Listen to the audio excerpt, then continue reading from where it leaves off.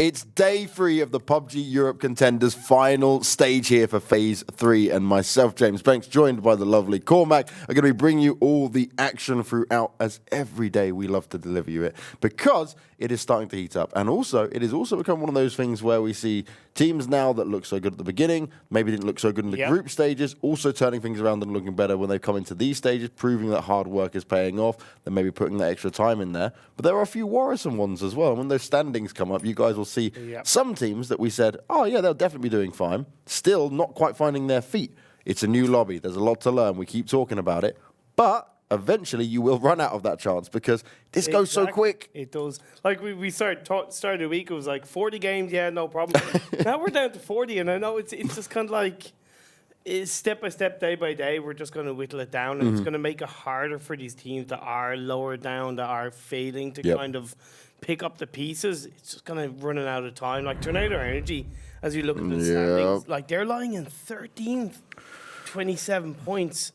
It's just not what we have seen from them in the group stage and what we know they can achieve. And as you just said there, right, I know it's easy to do the maths and go, oh, it's just 4 games a day. You guys should be able to work it out. But I mean, when you're commentating it, when you're watching it, it feels at the time when you go 48 games, oh, that's loads, there's no problems. But already down to 40, already seeing some teams not maybe living up to our expectations, like Tornado being in there. But it's not just Tornado. MOOPHEUS. Another perfect example of that. We expected a little bit more from them early on. Yesterday was a better day for them, yes, but it has to be on a more regular basis. Like, I don't think anyone would have sat there at the beginning after watching the group stages and said both Northern Lights and Tornado would be outside of top 8 at the moment. Easily. And that's one of the things where now it is some of these teams need to go, okay, what is going on in this lobby? And maybe it will happen when we get into week 2 of this, because I understand that some of these players as well may not be full-time. Some of them will be working, college, stuff like that alongside it. So I fully sympathise with them. But, I mean, at the weekend, when you've got those extra days, you put that extra work in. You need to look at what some of these other teams are doing and see, okay, well, maybe this team is... Because we've seen it before where the same 2 teams on a map already clash in a similar location or they rotate in a similar style. So what you do from there is you adjust slightly, and that's what I'm looking to see. But only time will tell. The points remain the same as always, ladies and gentlemen. There's not too much to say on this anymore. I can only go through it so many times.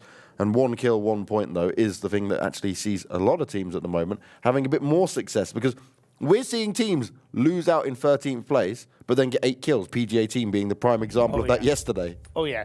And, like, some of these teams are variables of, like, even InsideGames, they have 11 placement points, which isn't the worst thing in the world, but with 34 kill points, that'll do. That's really helping them kind of keep into the top 8 for now. And that's the thing, right? We talk about how important it is to get the placement points, but it's the consistency across both. Some of the best teams we've seen have regularly been within the top 8, but they've then got the kills alongside it. And even sometimes they get like maybe 4 placement points or 1 placement point, but they're still happy with it because they're in the game at the later stages. They've been able to get those kills in there. But the ones that I really start to worry about is the ones that are playing that passive style. They don't want to be aggressive. They don't want to try and take the fights too early. Yes, they're getting some placement points, but because they're also not winning the games, it means they're not getting the big jump up of placement points, so they need these additional kills the whole way through. A typical example in my eyes would be like BetterLuckNxTime. We saw them in the group stage where they would always be confident with their kills, and right now they're lying in 8 placement points but 24 kill points. And it's great to get the kills, but in the group stage, what kind of whittled their way down and what made it harder for them was they were not really getting the placement points, and that's kind of the core. And then if you can get the high amount of kill points, it's really going to boost your placement. And when we look at a team like Tempest, right, we praise them for how they would just engage in fights, and they would be quite tactically smart with it in terms of how they would approach maybe breaching a compound as an example, or going into a team fight where they know how to use their utility, the surroundings around them. But so far in this lobby, they've been going into some fights, getting a few kills maybe, but 9 times out of 10, they're being shut down. And they're realizing that, okay, there are some really heavy-hitting squads in here, and now we need to up things a bit. And I think we saw Clib yesterday. He was getting a few more shots on there. Look, Tempers at the moment. So they got 19 kill points and only 8 placement points, down in 14th.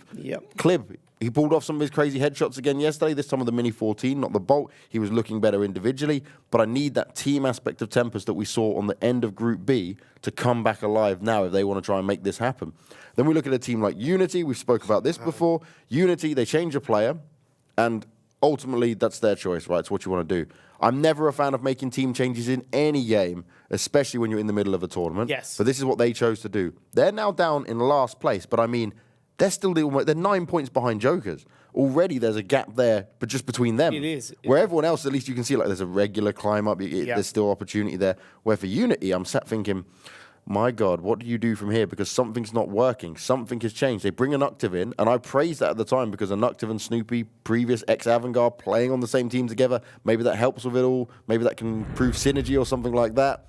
But so far, it's not showing up. Now, they got aggressive yesterday, and they had it pretty good, and they got to, like, the top 10 teams remaining, and they went down again. And it's just, they're not winning every engagement that maybe they're used to winning. Yeah. There's just something missing.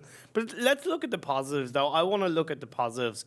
Last crew, they had a good start. Day one, they got 24 points in total, 12 placement, 12 kill points.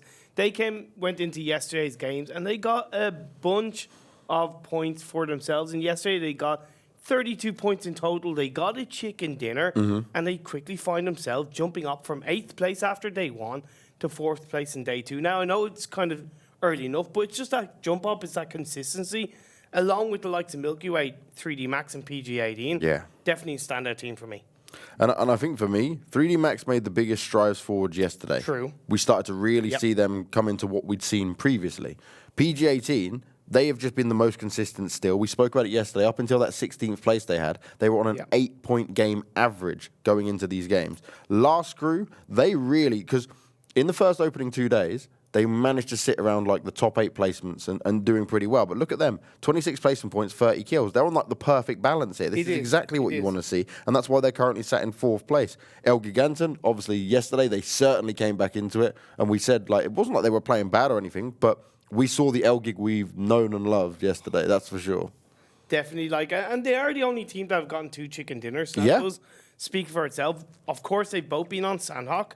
So I would like to take what they have done on Sandhawk, not directly, because it's not going to transfer over onto the other maps, but just take that performance, take that result, and apply it to Erangel and Miramar. That will really kind of course, just help themselves, and because we know what they can do, right? It's a former powerful roster phase too. They showed a lot of potential, and then the promo phase for contenders, they really ramped it up and pushed every single team back. They got 4 chicken dinners in the final stage. It was amazing, just ramped up. But here, they're kind of just missing something. And Airstation, Mike, they're also within the top 8 at the moment. I think 7th place. I'm just trying to remember off the back what we saw in the standings there. But the great thing I love about that is I felt like they were having some really bad games. Like, multiple times we've seen them go out in the top, like, the first 4 teams going out, right? And yet they're still managed to get top 8.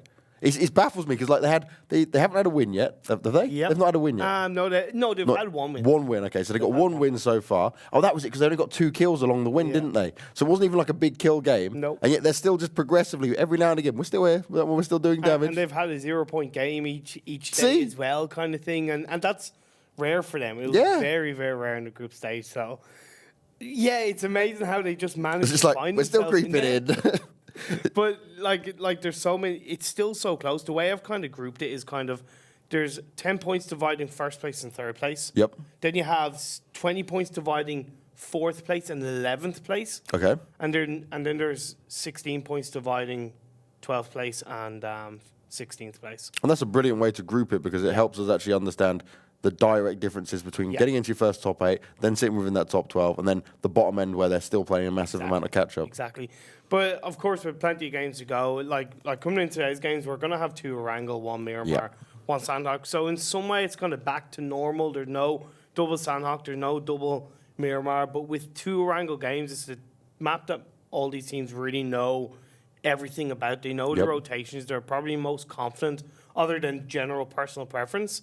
As a team, they're probably most confident on Erangel. Therefore, we might see some of the teams that have struggled in the last couple of days with double Sandhawk and double Miramar step things up and say, okay, we're going to take control of Erangel and turn that into points. What I want to see, because we've got double Erangel, is, first of all, if Milky Way can beat that 29-point game, if they can make that happen again, right, do some more craziness. Because we got to see 1 Erangel game yesterday, right? And I think for some teams they much prefer the option of, okay, well, let's get double back-to-back games, because they can make an adjustment, or you can have a bad game and it's not so punishing. So at least here, I'm going to look at Milky Way, I'm going to look at Tornado. I want to see both of these 2 teams bring the absolute best you can to these Erangel games. You should bring it to every single game, but it is a lot of games, and it is pretty hard to do. As we look at this plane, and it's not the most perfect one. It's not. We can get to most locations, right? But it's going to be heavily now favoured towards the south and towards the western side of it all. So we're going across Gatka all the way down to basically the bottom of Milta. Military base will still be included, and I want to know if Unity are going to get it to themselves again, or if someone else will now jump in, because that's going to be a telling sign for Unity on how this may go in future planes that go down in the far south. Yeah, and that's the thing, like Jokers, who team that have nearly always looked to land in Severny Stolbar, have obviously not going to be able to look to get there, so they've landed on the west coast. They're not going to go near Primorsk because that's YMCA's territory, and they also know that PG-18, they love to land around Gatka and kind of around that open area spread out. And then you have, of course, Milky Way, who generally does like to land. They are up near ELGIGANTEN in George Paul. Now I see Elgig. Obviously, they've jumped down and they want to get in their vehicles and get over towards North Georgia Pole, which is where they've been taking us. Holy hell, what a circle we're going to get. That is easily 40, maybe more % water in there. Military base is still included. I know, that's the worst thing. Oh, dear Lord. And also, another thing to note is YMCA, one of their players wasn't able to join the lobby or connect for whatever reason. Sometimes it happens. He might be able to join back in, but there is a point where he'll cut off and he won't be able to come back in. So they could be down on 3 players from the beginning. And they had a good day yesterday. YMCA started to show up a lot more. They did. Yesterday in yesterday's games, they got 31 points in total. Over 3 games, that's a really solid average. And their average in total coming into today's games is looking pretty damn strong, as you see fEJK connecting on to BetterLuckNxTime. Going to get taken out. And then KnorkiS is there trying to drive away. So it's going to be first point going over to Airstation Mike. Going to give them a better and kick in the face before started today's games. Yeah, you take that right. Of course. An easy kill didn't cost you too much, maybe just a little bit of time, and then you can grab everything else you want him. Now, the difficult one, on terms of where this circle has gone, is because there is so much water, there is going to be a split. Now, most teams are going to stick around Farm and Milta and try and grab that spot. You've got so much water included that if you're maybe a team who's on Primorsk, as an example, you might just grab a boat and go around to military side. You know Unity are generally the only team on military. They split it between Novo. Well, the team should certainly know that by now. But teams that risk staying on military base, they're going to be the ones in a problem, because when that circle does come in, because it's only over one bridge, you have the choice of swimming and getting shot down or going across the bridge, which is probably going to be camped as well. So this is going to become a cluster. It is, and I actually think it's easier for, believe it or not, it's easier for teams that have actually landed up the north side, like Quick Math, 3D Max, Northern Lights. Come to the party late. Yeah, they can come to the party late and then kind of dictate and I suppose manipulate the team fights from there and kind of let the teams that have kind of far down south kind of be pinched in. That's what I'm kind of looking at. It might be a little bit tougher for the likes of Milky Way and ELGIGANTEN because they're so far kind of away from the circle. But as I said, 3D Max, Quick Math, Northern Lights, and the likes of Team Moops, they really look, in my opinion, in solid positions. And for teams looking to take centre of this circle, you've got to bear in mind that you've got Airstation Mike, Tornado, and InsideGames who are already central just by where they drop. Yep. So let alone if you're trying to then push your way into that, it's going to be chaotic, and it seems like Moops, they're going to be the first team on their way down to that. So they might try and get involved, and they could find themselves being heavily under fire early on. And what's even a little bit more interesting is that some of these teams that are already in the centre circle, they're vying for the 2-2 split. So you have like Airstation Mike, they have 2 compounds in circle on a 2-2 split. Now, on one hand, that's kind of occupying more compounds, but on the potential negative for them, so you have a full squad roll up, they can find 2 members taken out straight away. So it's going to be a little bit risky for them, but I reckon the reward is worth it in the end because they hold more control in the circle. And if you guys at home aren't fully sure what the hell we're on about, you can type !map in Twitch chat, and it will give you a link to the map stream. I highly recommend you use it because it will give you a good overview of everything else that is going on that we might not be able to see, but we also try to keep you informed off of that.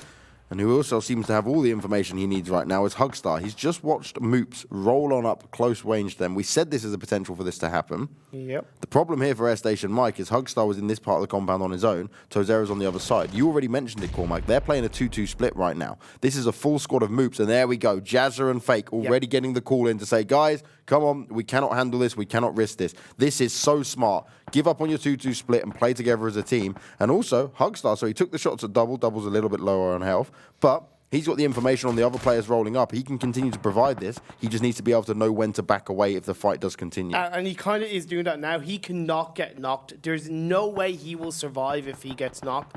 And very clever, intelligent play coming out from Hugstar and the rest of Airstation Mike. So shots are being popped off by fEJK, ToWzErA and Jazza to kind of keep that distraction going, allowing Hugstar to flank around and get into a more protective position.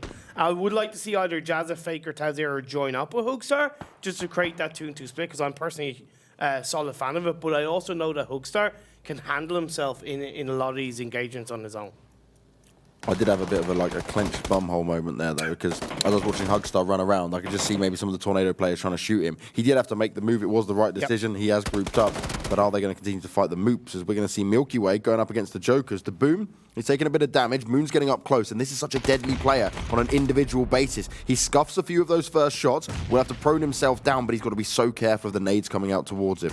Hyzoom gets in the vehicle and rolls out of the way. Is that going to be, I'm not going to say miscommunication. Offstring gets taken out. So we do see the knockdown come down on 2 mans as DP gets into a vehicle on his own. And will he be able to spot shots coming out from Moon? Will for now. But that's going to be another kill going over in the favour of Jokers. I got to wonder, was that miscommunication from Hyzoom getting in that vehicle, or was it just a decision made of, hey, look, no, let's disengage from this?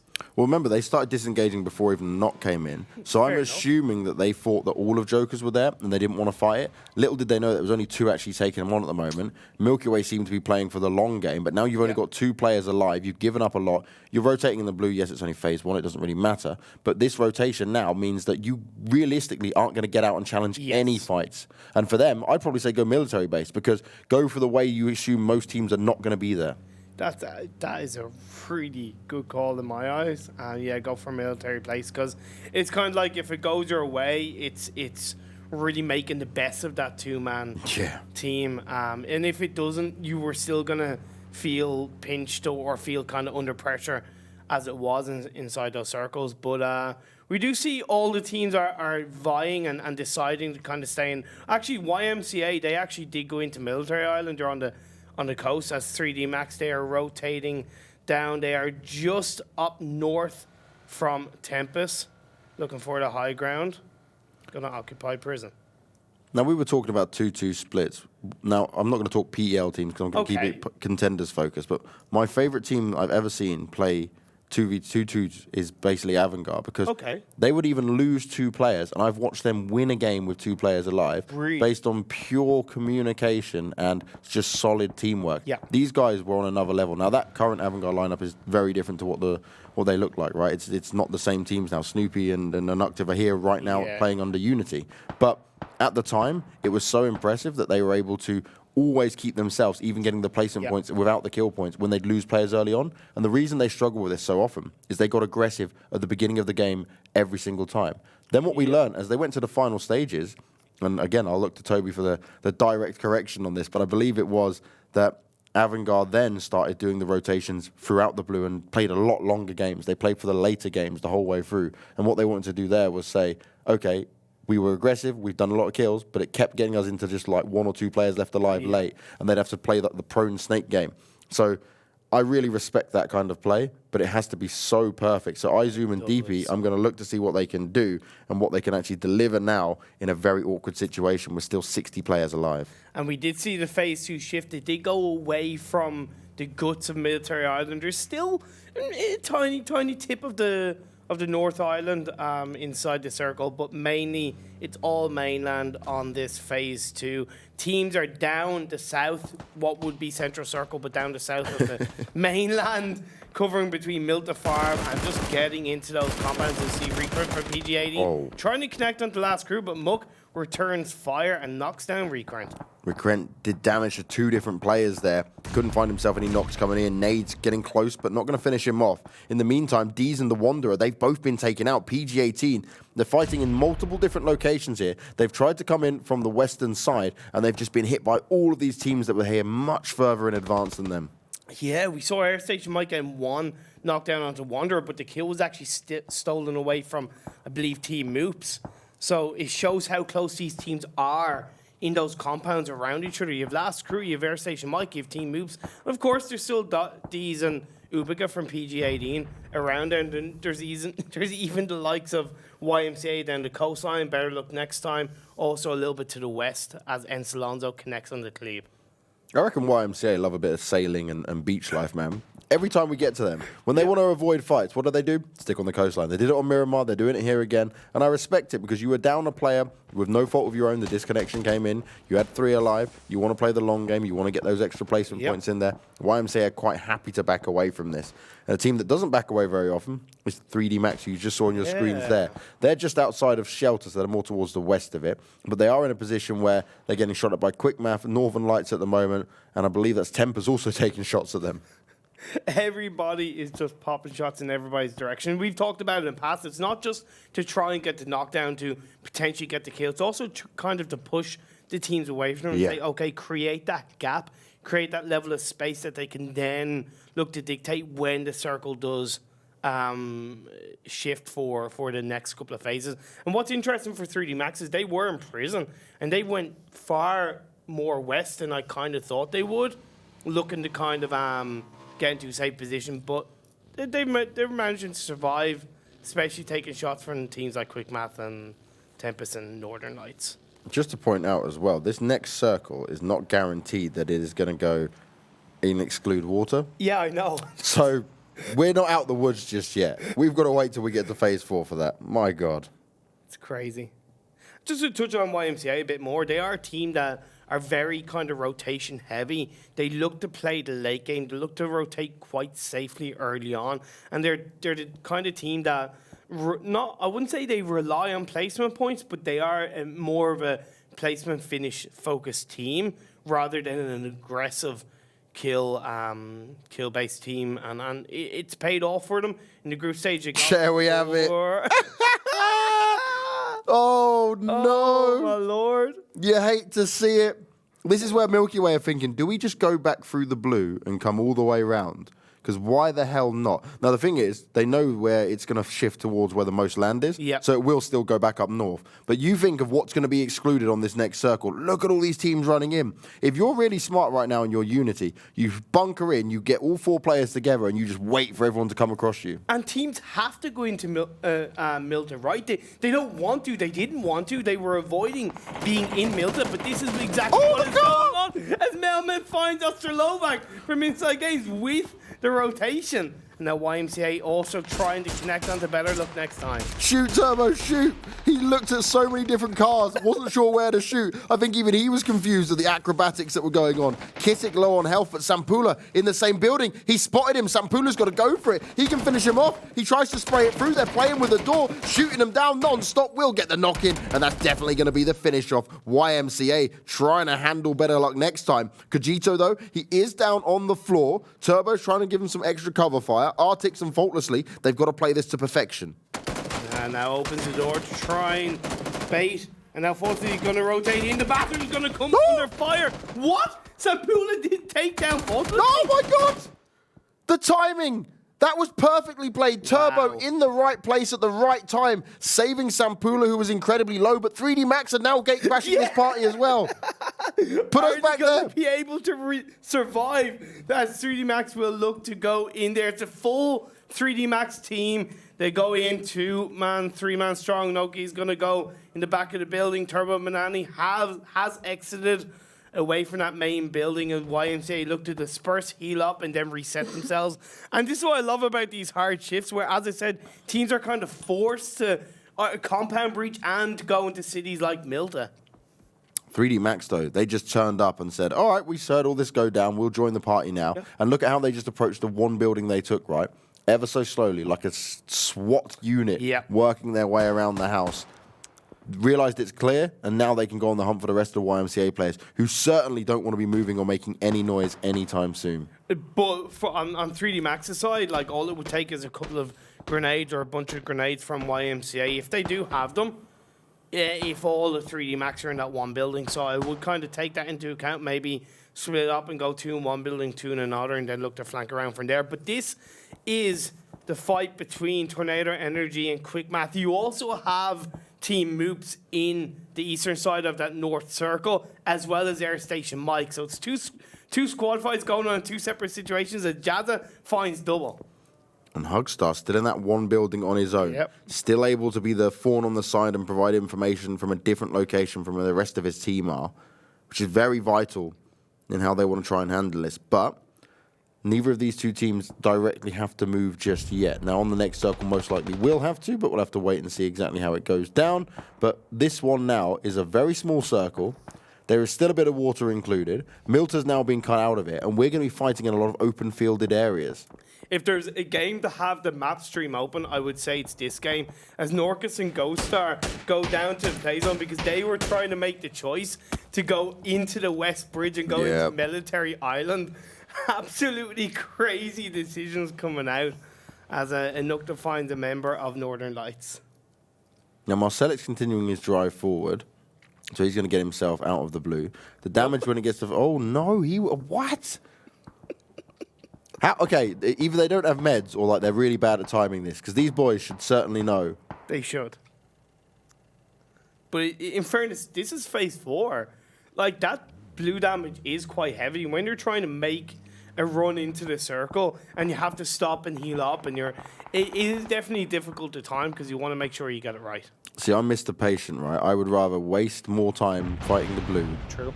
And heal myself up than actually go forward and try and get a little bit further than what you probably should be able to. As this is an interesting one.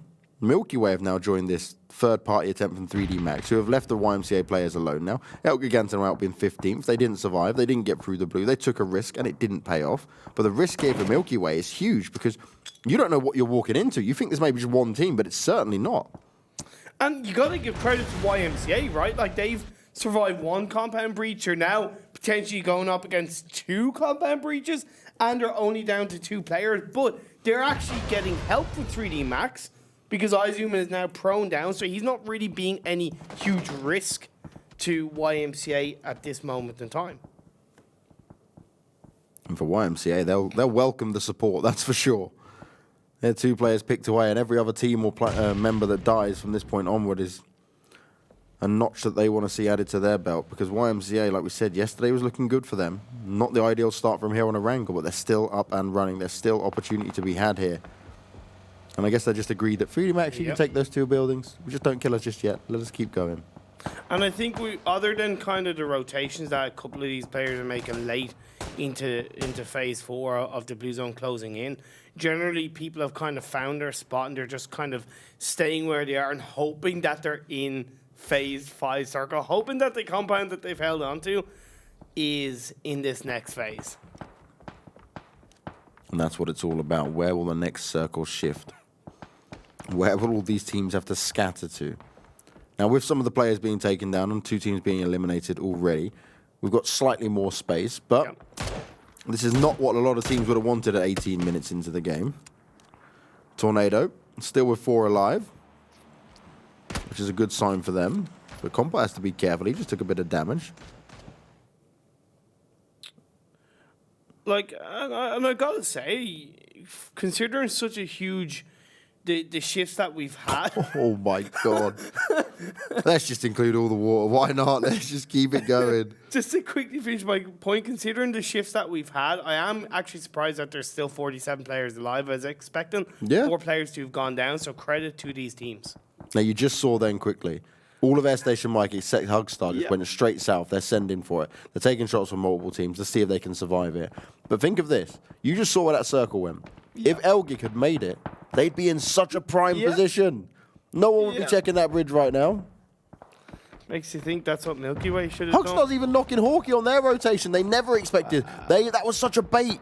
They sent all of the Airstation Mike players away. They forgot where Hugstar was, because I guess you could assume he would have joined up with his teammates. And now he's able to get a knock in and really be a thorn in your side. He's not letting you leave farm alive, boys. True, but it's definitely going to be tough for the rest of Airstation Mike, because they have quick map in the same compound area, and PG-18 are firing from distance. But this is iZoom knocking down Sampula, so only Turbo Banani. But Turbo Banani is going to find Zampeek's going to find and get that. Actually, no, sorry. It's going to be iZoom that finds Turbo Banani. That's going to be YMC eliminated in 14th place, as now it's just going to be iZoom against 3D Max.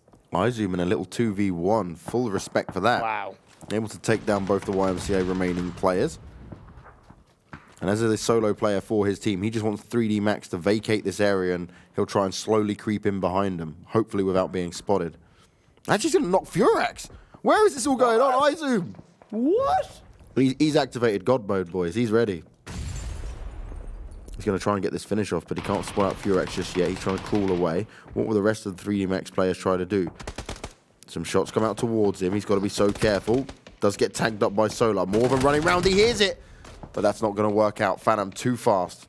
You got to give him credit for that, though. Yeah, such an impressive attempt. Exactly. So now, 12 teams, 41 players. Odstrelovac takes down Wookie Bookie. So this is the fight between Tempest and InsideGames. It is outside the circle. But actually, there's also Northern Knights. So you got 3 teams on the east side trying to find a way into the circle while battling each other as team moves.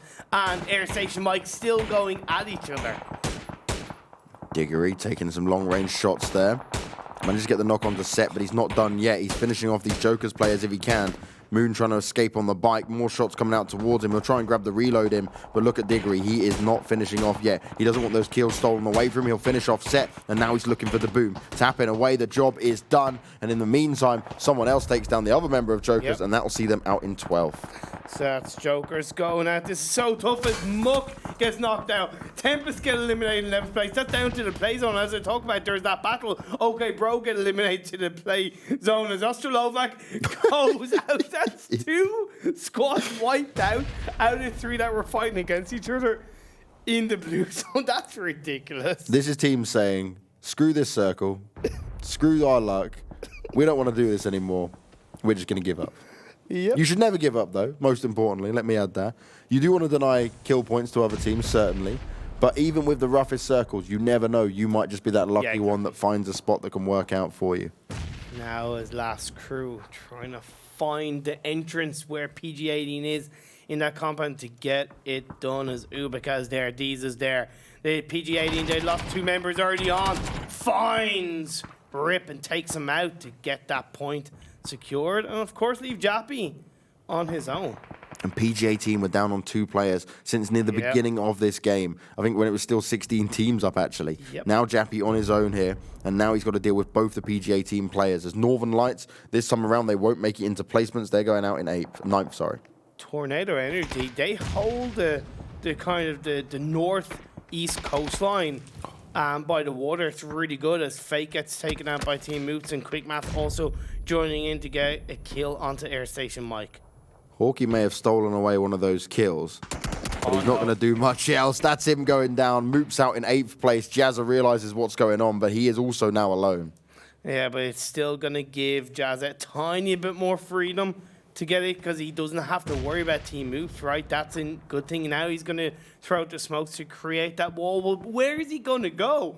Because the second he gets, he's better off. Actually, no, because he has to exit that, right? He has to go into the circle. He's outside on the north side. He's got no vehicles either. Jappy finally goes down. That's last crew out in 7th. That means that actually PG-18 are continuing their run here with just 2 players alive. But Noki, he spots them out from quite far away. He's not giving away his position just yet. He wants to make sure he's got good eyes on exactly what's going on here. As Snoopy, in a building on his own, split away from his teammates, and he is being surrounded by the Quick Math players. Diggory's gone straight in. Jupsy's going to follow him behind. Snoopy is getting ready to jump out that window if it is so needed, but he is well aware that this is going to be so difficult to run away from. It is. It's going to be so tough indeed. As Quizzy with the Kobe takes down Airstation Mike as 3D Max pop off onto Ubica and D's, and PG-18 go down in 5th. Suddenly, 14 players alive. We're getting into phase 7. How's it going to shift? It's got to shift up northwards. Now look at the map quickly on this screen. Compot is playing this so smart. 3D Max have gone down, and they're actually going to get a beautiful circle for them. But Compot's played it smart. You see the other Tornado players up there towards the eastern side, while Compot hid around the south. That was just in case, wherever it shifts, they've got a position to go from. But also, it means that they can check for any of those teams that could have been hiding around there. So beautifully done from Tornado. But can they survive this now if they get close to 3D Max? It's going to be tough because 3D Max, they've looked strong and they've looked more aggressive and confident as a team. But when you look at it, you cannot deny what Tornado Energy can do. Juicing connects and takes down Snoopy from Unity. But the return from Inactive to knock down Juicing, hopefully we'll be able to confirm that kill, as it's going to be the 3 Unity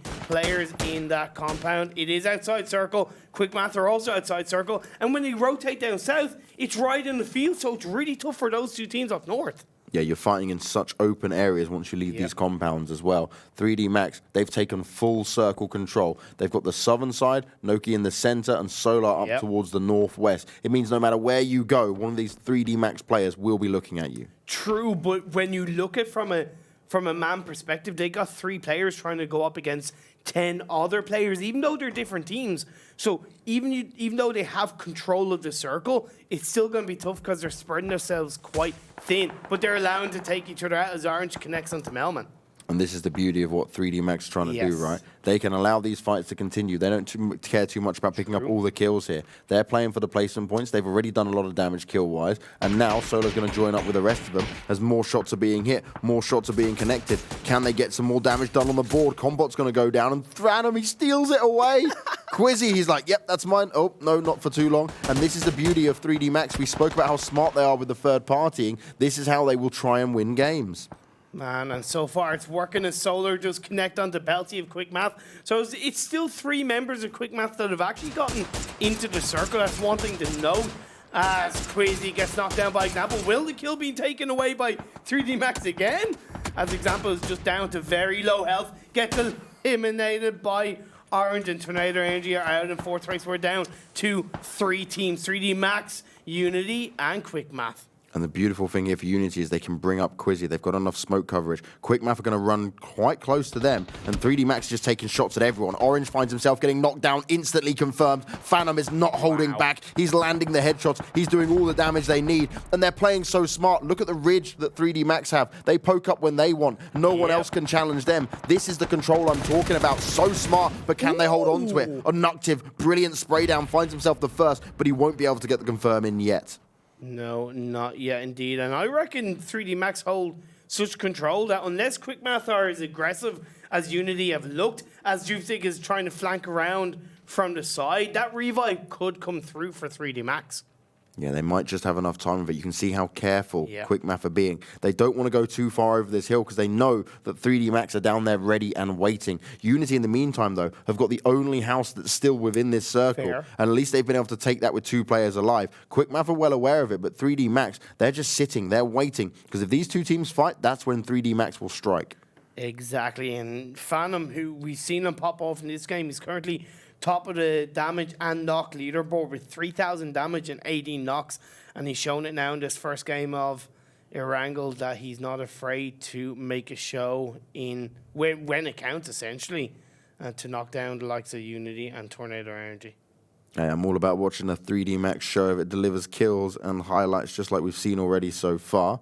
And it is just a waiting game for now. 3 teams, 8 alive, nearly getting closer to this 29-minute mark. But none of these teams need to move just yet. And because of the way the circle is, it's so central overall, which is wild. But at the moment, it's Quick Math and 3D Max who can just wait for Unity to have to make a move. Definitely Unity, even though they hold the only compound, it is the last phase. It centers up. Quick Math are pretty much the closest full team in the center of the circle. Solar's close, but Phantom and Noki are definitely a lot further away.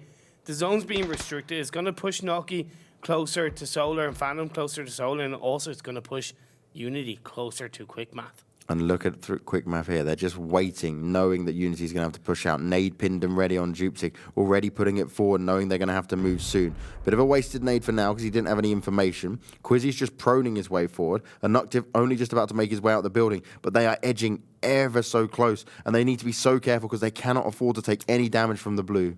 True, but the one thing that Unity kind of have as a bit of a benefit is they have the wall that is kind of stopping them from being exposed in 3D Max a little bit. So if I were them, I would actually be super aggressive, get up, even though there's a high chance they're not going to survive, and just look to go full send onto quick math and hope for the best. Well, the reason none of them will do that is just because they know the first team that shoots is probably the first team that dies, and the other team third parties. So they're all waiting until they have to. And Quizzy, he took damage from the circle. He was too slow. This is not what you wanted. He lost half health. He somehow wasn't killed. Quick math, what are you doing? Someone should be looking this way at all times. Yep. I understand moving around, but you need to be very careful. You're well aware your backs are clear. Quizzy takes a few shots, manages to tap down Diggory, but it's not going to work out. Diggory will straight away go in for the kill, but now Inuctive is the only one left to 5. And 3D Max, they're slowly trying to work their way around the side. Is Quick Math going to be ready for this? Well, they would have heard the shots. They would have heard it in the direction, giving them an idea. As Noki takes down Inuctive, so it's down to 2 teams. 3v3. 3D Max against Quick Math.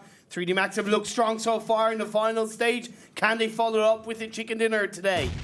Noki hasn't quite spotted out ToWzErA there, as he did pop his head up just a little bit too far high up in there. Solar's going to find the knock, though. ToWzErA is the one that goes down. Okay, are they going to check the sides? The smoke's there as well. Enzelenzo, he's looking for some snakes, but he's looking in completely the wrong direction. Doesn't look through the smoke as Noki goes down. Now we're on an even fight. Phantom's out as well, and Quick Math get the job done. 7 kills and a dream. A big win to start things off with there. Quick Math had the center of that circle from when we got to phase 9. They were ready and waiting for it. They were looking for unity. They were well aware of where 3D Max sat. Yep. And 3D Max, them, all they did was just play far too slow on it. They did. They waited, and they were moving slowly with the circle. They didn't have to worry about the circle taking damage because they were covered. They had the ridge to hide behind. But when it came around the side, none of them were looking for Enzelenzo, who was around there. Phantom had no idea what was going to go on. So could have been played a little bit better towards the end there from 3D Max, but I loved how active Quick Math were. The only thing I was very scared of is that they kept checking behind them, and you always should. I'm not against it at all. But you were well aware that Unity were in front of you, and you'd already seen where the 3D Max players were. I understand the caution, but that could have also been the thing that made them not potentially get a win there. Yeah. And like when you try to use a bit of a calculation play, like when you know you're a 3-man team, so therefore, unless by hook or by crook, there is a full squad there, you know, you still have as much of a huge man advantage as the remaining players on the battlefield. So you should have had one at least looking in every direction where Unity were. But I also got to give credit to Quick Math for when they had taken down Unity, the fact that they then flanked around and they reacted a lot quicker than 3D Max. So 3D Max seemed to be kind of bunched together, and they didn't have that one man that was kind of flanking around in the direction of Encelonzo. They kind of got caught out. Diggory was absolutely spot on. Encelonzo was moving around and rotating. Yes, he didn't look fully in the direction of 3D Max, but because he was that body to kind of provide a bit of a distraction, that allowed Diggory to pick up the pieces and get that chicken dinner for his side. Now, interesting stuff coming out here from these teams that managed to get within the top placements. So we saw 7 kills of Quick Math, 8 for 3D Max, 4 for Unity, 4 for Tornado, 5 for PG18 with a 5th place. Again, consistent. Airstation Mike, they went out in 6th place. We didn't think we saw too much from them, but they still walked away with 7 kills. Everyone else was around 1 to 3 from that point onward. And Tempest, who was looking better, managed to start off with 3 kills, but still went out in 11th place. But you got to say that was such a tough. Yeah, this was not an easy game. It was not an easy game. Like I normally I'm the first to have like a huge level of sympathy because just those shifts, like nobody expected to. Even in the last phase, there was still water included. Yeah. You know, it wasn't much, but either way, the results of that game, ELGIG and BetterLuckNxTime both getting 0 points, with Northern Lights only getting 1, and just travels up from there. Milky Way is a surprising one, though, because they didn't go out too early, right? It was 13th, so it's not the end of the world. Still got 2 kills of it, but it was just how they went down with 2 players early on. That was the problem that really kind of made them have that. Imagine, because iZoom did a 2v1 against the YMCA players. Imagine if they had the full squad there. That's kind of, I think they'll make sure that they stay a little bit more passive at the beginning next time around.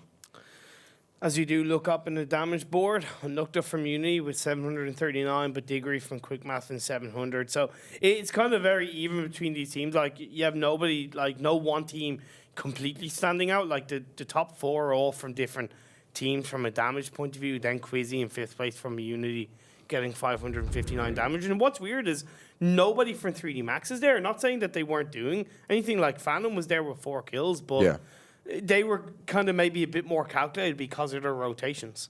Yeah, and sometimes that's the way you have to do it, right? Like ELGIG, they went out in 15th place, and everyone probably go, oh, 15th place and no kills. But they had the rough ride. They tried to play the smart thing of going for that longer rotation and going through the blue. Yes, they all died. Like, you should know better on what damage you're taking and when to heal up. But, I mean, I respect their play. That's a play I would try to make as well, considering you know how contested the rest of the map was. Now, look at this. 5 kills, 5 knocks, 700 damage for Degree. Standout for Quick Math. Really great addition to this Quick Math team from Phase 2. And, yeah, it speaks for itself. And what a fun first map to kick off with. Fun for us anyway. Fun for you guys at home as well, because it is just chaos when the circles are that bad. The players hate us for saying this. And to be fair, as me as a player as well, when I get a terrible circle, I generally hate it as well. So let's pray for better circles going into Game 2. We've got one more Erangel coming up before we move over to Miramar and Sanok. But go and get whatever you need. Maybe a drink, maybe go to the toilet. And that's what I'm going to do. And we'll see you guys when we get back.